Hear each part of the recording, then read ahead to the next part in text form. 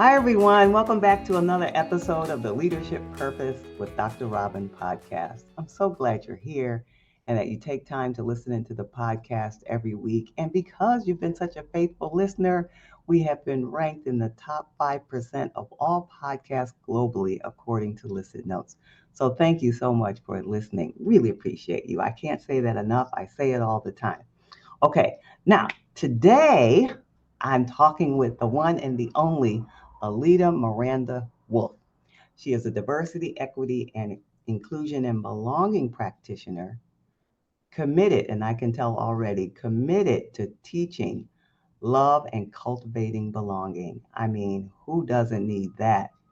She's an Amazon best-selling author of 2 books, Leadership Cultures of Belonging, Building Inclusive Organizations That Last, and the First Time Manager, Diversity, Equity, and Inclusion.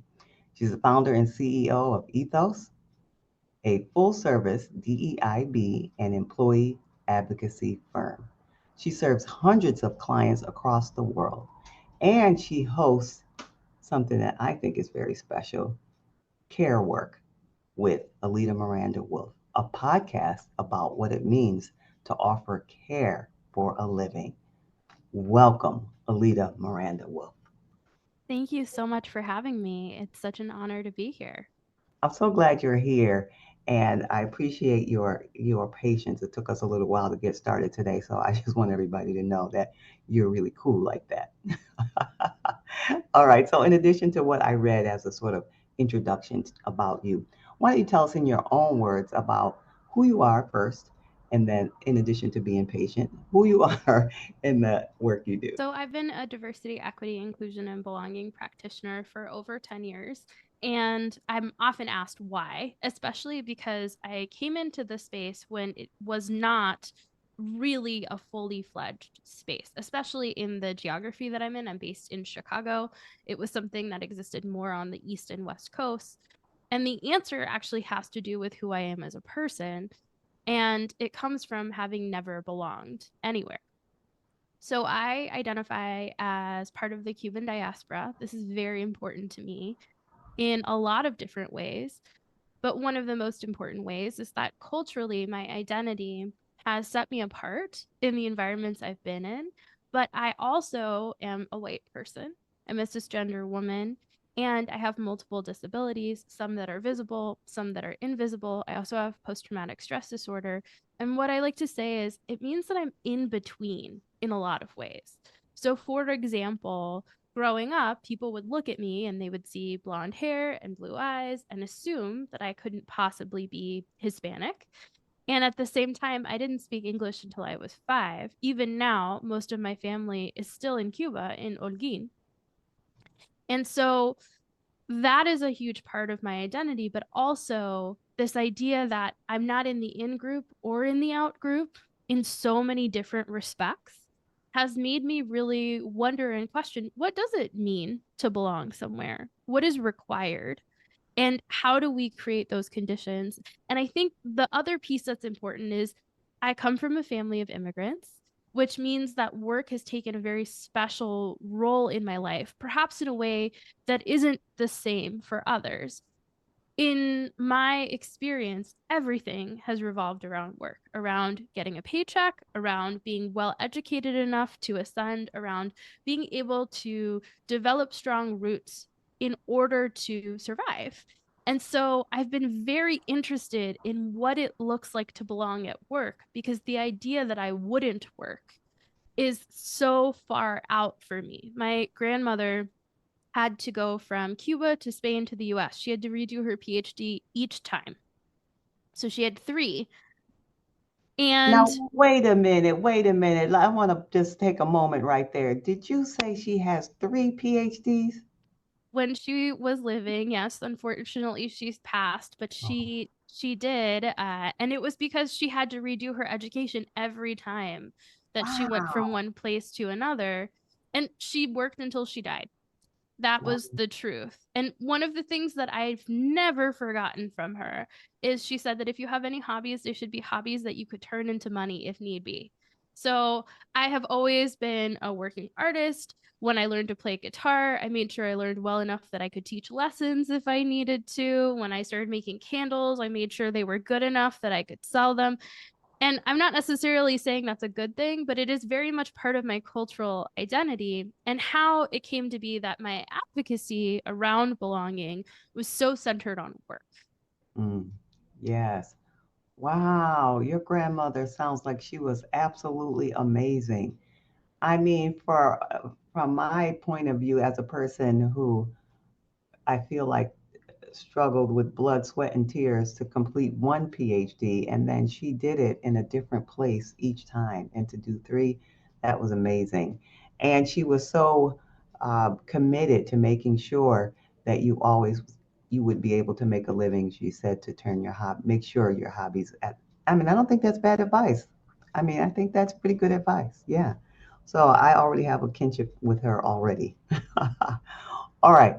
So now I mentioned two of your books. Tell us about the most recent, or either one, whichever you pick one, and tell us which one you want to talk about right now. All Well, right. I've got The First Time Manager Diversity, Equity, and Inclusion, which is available for pre order now, but comes out on May 7th.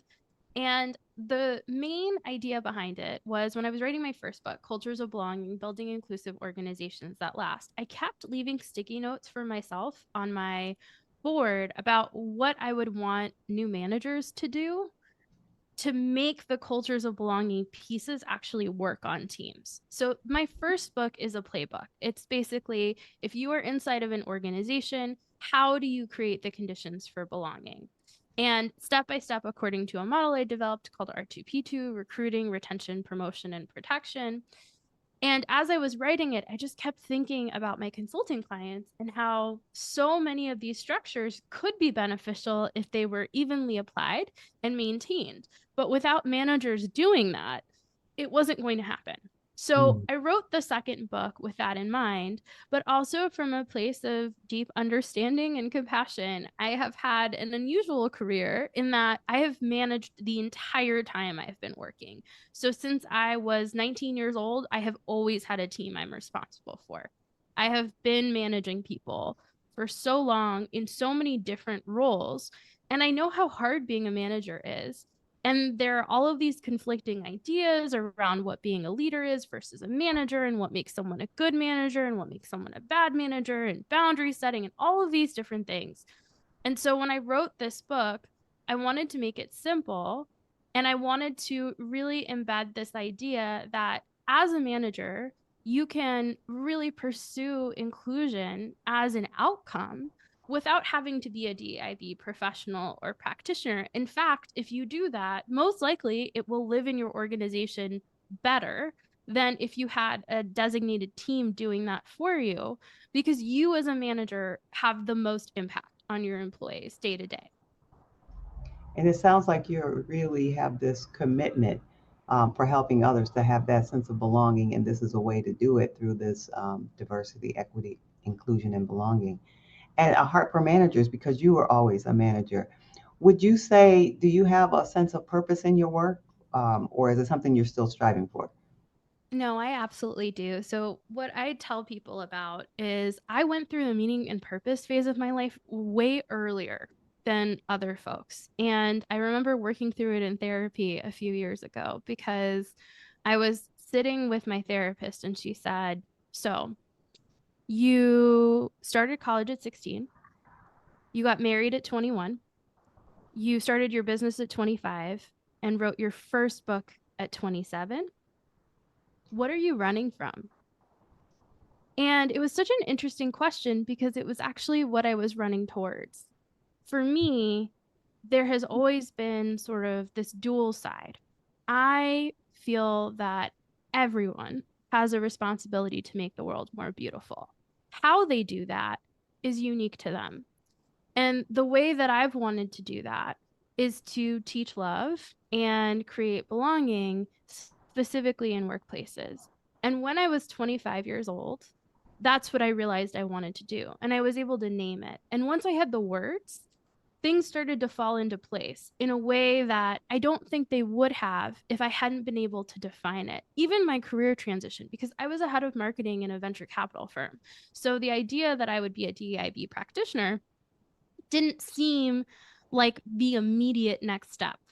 But when I would talk to people about it, and because I had been so authentic about what drove me and what I cared about and what my values were, folks would say, well, that makes total sense. Of course you would do that. So that has been a huge part of my journey, is having this sense of purpose and feeling connected to purpose. So much so that I have a purpose statement for work that I revisit every year, but I also revisit when I'm making major decisions about my life and career. And when my husband and I had our son, who's now 2, we actually did that exercise and turned it into our family purpose statement, which is framed and on our wall. Oh, that's wonderful. Are you open to sharing your purpose statement, not your family purpose statement? Because I'm thinking it might encourage someone who's listening who might be thinking to themselves, they're either still looking for purpose or they might be on the edge of it, like you were when you were coming to it after speaking with your therapist, or they may have a sense of it but just didn't put it together as a statement. So if you're comfortable with it, we'd love to hear it if you have it available.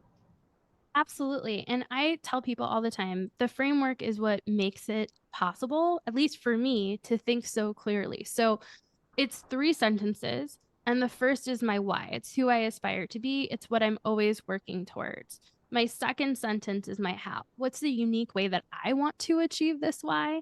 And then my final sentence is literally, how am I doing this? What? So it's why, how, and what.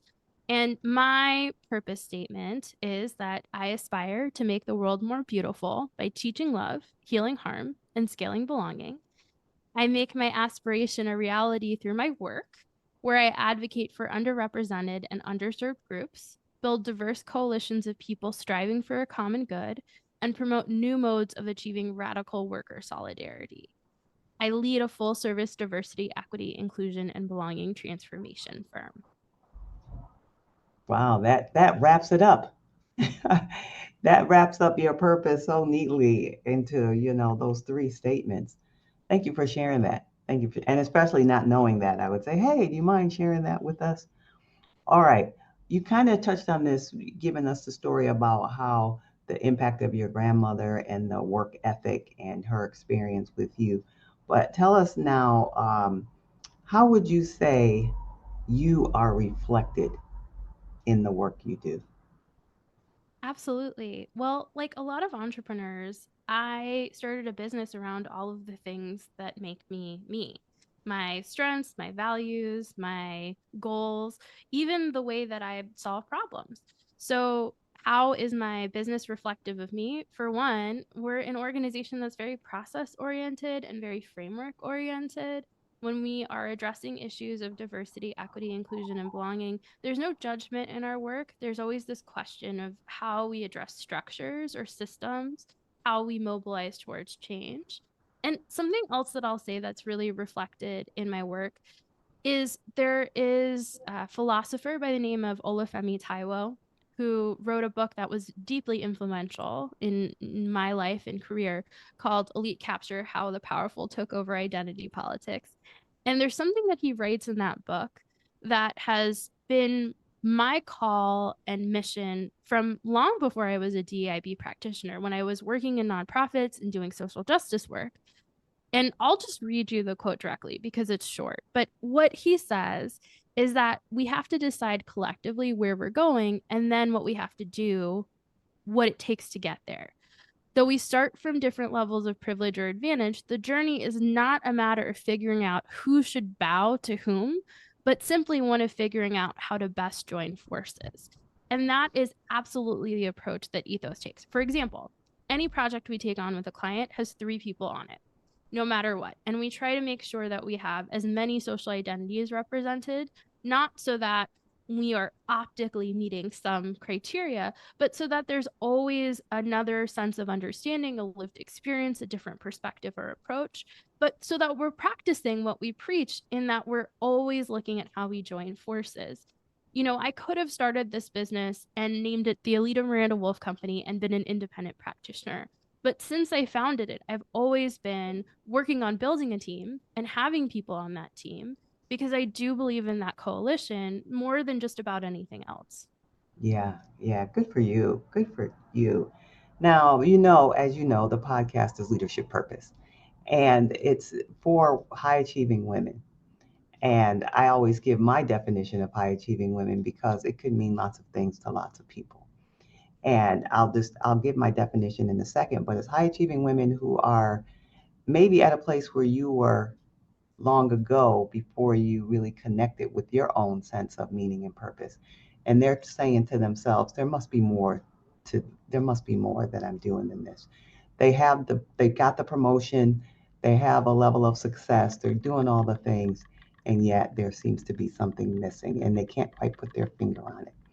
But this is how I describe high achieving women. In addition to this seeking meaning, in this case, they're responsible, goal oriented, ambitious in a positive way, ambitious, and they're good at a couple things. So people come to them for advice in their professional lives. I mean, whether it's related to their work or not, they come to them in their personal lives. They're the one people come to them for advice, want to just hear what they have to say about it. And so they're always giving to others. So others feel like, well, they don't need support. And because they're doing so well, relatively speaking, in their careers, that others feel like, well, they don't need support. And they, on the other hand, are feeling like there must be more to life than this. There must be more to work than this. And so, given that scenario and that woman, what's some words of advice from either your professional or your personal life would you give to her? So, part of coming to that realization when I was 25 of what my purpose was actually going through the Desire Map by Danielle Laporte. And for folks who are maybe not as interested in going through that whole framework, I'll tell you the lesson from it that was foundational for me. I have always been goal oriented, and it sounds like the high achieving women who are listening to this podcast are too. I did not understand that your goal could be how you want it to feel. And that was pivotal for me because I would say that I had something like a should problem. I should be doing this. I should go for this promotion. I should get this next degree. I should get this certification. But I didn't ask myself, how do I want to feel? And so a lot of my goals were actually distractions from purpose. And that was why I felt rootless or lost or like I wasn't moving in the direction I wanted. And when I tried to articulate that to people, it would not land with them because what they would see was that I was succeeding. Right. As I mentioned, I started college at 16. I was already leading a team by the time I was 19. And at the time I was going through this process, I was in a venture capital firm where I was the first woman ever hired. I was the only Latina woman working in venture capital in the city of Chicago and one of 32 in the country. And I became second in command, making me the youngest in my role nationally by 10 years. So folks would look at me and say, "What do you mean you don't feel right? What do you mean that you don't feel successful?" And it was Danielle Laporte's work that made me understand, well, what is it that I want to feel? And the things I wanted to feel were just not things that my job was giving me. I felt that I was competent. I felt excellent. I felt high performing, but I wanted to feel rooted. I wanted to feel like I could care for others and they could care for me. And I wanted ultimately to feel like I was doing something that made the world a kinder place. And that was absolutely not what I was doing in my career. So, of course, I would feel like there was something wrong, like what I was doing wasn't right. But it wasn't until understanding that the goal could be the feeling rather than the outcome that I was able to really accept that. Ah, and so your advice would be then to make the goal the feeling. Absolutely. And here's a really simple way to think about it. So I have two coaching clients, and they both were trying to save money to buy a house. One of them had the core desired feeling of freedom. And as we went into the conversation, it didn't really make sense for her to want to buy a house because she was going to be tied down to this mortgage. She wouldn't want to travel as much. She wouldn't have as much money for travel. And she really was a person who wanted like a laptop lifestyle, so being able to work from anywhere at any time.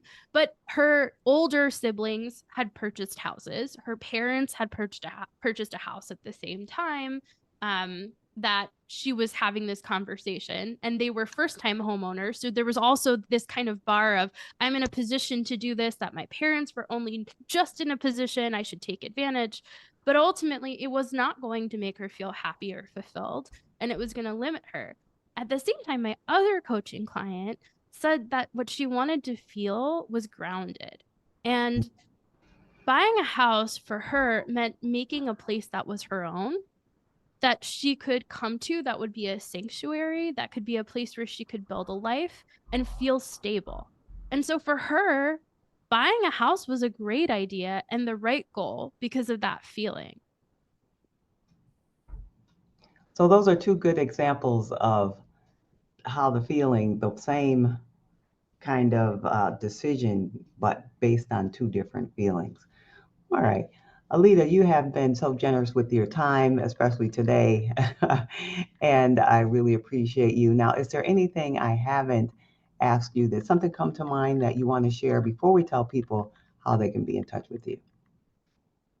With my work, I've primarily focused on women who are coming from underrepresented or historically resilient groups who are struggling to reconcile what the workplace asks them to be versus who they are. And the reminder I like to give these women is, you don't have to change the way that your voice sounds. You don't have to stop apologizing. You don't have to come into every meeting in a power suit or use a power pose. These are all just ideas that exist as a means of controlling you and keeping you from ultimately living into your own confidence and self. If you want to stop apologizing, feel free to do so. If you want to work on your voice, like for me, I was told for many years that I have a high girlish voice. And if I was going to be respected, I would have to deepen it. But I like my voice. And I think it's a problem that folks think that having a girlish voice means that I'm not serious or professional. That's fundamentally what I am working against in the firm that I lead. So for high achieving women, I would question the feedback that you get about how you present yourself and how you perform yourself in the workplace. Because I'm not so sure that a lot of this advice that you're getting is about helping you so much as keeping you under a certain set of norms. Okay, all right. I can hear your determination and the commitment in your voice as you're saying that. All right, so where can people be in touch with you if they want to know more, hear more about you, and get in touch with any of your programs? Where can they reach you? Absolutely. So my website is alidamirandawolff.com, and everything I do is on that website. So please do take some time to take a look. You can find my podcast, Care Work with Alida Miranda-Wolff, on any platform, but I will say that I tend to use Spotify. So if you're like me, hang out with me on Spotify. And I post on LinkedIn just about every day. So if you're on LinkedIn, send me a connection request, see about maybe chatting. I would love to know more about you. Thank you, Alida, and thank you so much. We'll make sure we have your information in our show notes and description. And again, really appreciate you for coming in and sharing your wisdom and your purpose journey story. Really appreciate you. Thank you so much. All right, everyone, and I'd love for you to pick up my new resource just for you if you're looking for how can I have more meaning and purpose in my work. Head over to the website, the podcast website, which is Purpose Podcast, Leadership Purpose Podcast, and get the free resource there. Or if you just want to drop me a message, I'm on social media. I spend most of my time on LinkedIn, but I'm on all the channels at Robin L. Owens, PhD, at Robin L. Owens, PhD. And until next time, this is Dr. Robin.